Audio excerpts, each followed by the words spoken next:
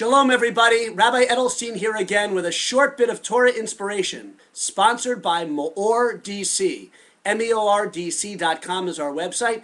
Check it out and you can see all the different programs we offer at George Washington University and elsewhere around the nation's capital. Purim is very, very close. I hope we're all feeling more and more simcha, joy in our lives. We've talked about some of the ways to increase our joy in the past couple of weeks, and we'll do so again today for a couple of minutes. You know, there are 4 commandments, 4 rabbinical enactments that we fulfill on Purim Day. Hearing the Megillah, the book of Esther, read in synagogue at nighttime and in the morning. That'll be Saturday night and Sunday morning this week.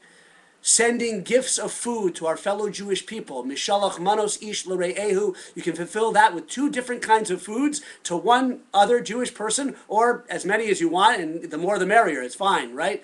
3rd, special gifts of tzedakah to the poor. Matanos lev yonim.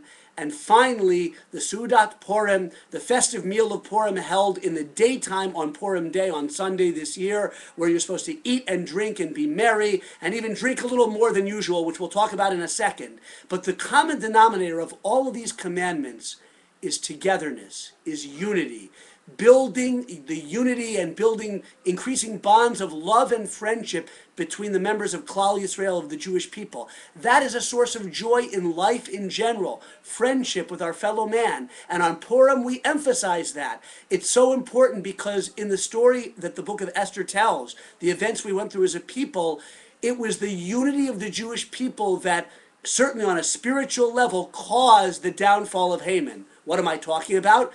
After the decree of extermination went out, and Mordechai and Esther were communicating with each other, and Mordechai told Esther to go in and talk to the king Achashverosh to save the life of the Jewish people. She said, go out and gather all the Jews in Shushan, in the capital city, together and fast for me 3 days and 3 nights, and I will fast too, she said, and then I'll go in at risk of my own life in front of Achashverosh and plead for the life of my people. But the idea of gathering the Jewish people together, the spiritual power that we have when we're united, when we're in a state of achdus, of unity, that is emphasized on Purim. And in fact, Haman, when he made the decree of extermination, when he was slandering the Jewish people to Achashverosh, he noted that we were as people that were scattered and dispersed. And the sages say he meant geographically scattered, but also separated among ourselves, that we had divisions. We didn't always get along. Haman and Haman saw that as a weakness. We rectify that on Purim with all the 4 mitzvot of the day, the commandments of the day, increasing the love and the unity among the Jewish people. That's a source of joy in life,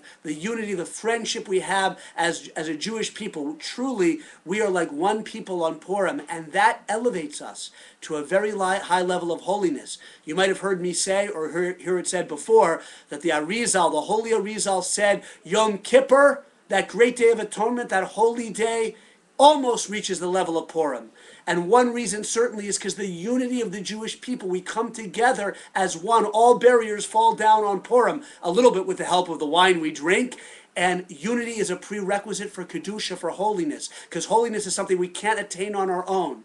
So it's a holy day, it's a happy day, and the drinking, by the way, is not drinking of frat party drinking, not like the party of Achashverosh that begins the book of Esther. Oh no, it's a drinking to celebrate the miracle of Purim, the hidden miracle, because at each stage in the book of Esther, the events were propelled by wine, by drinking, and we drink more than usual to celebrate that miracle, to open up our hearts, and also to communicate an idea that even when our mind is a little fuzzy, we're still holy.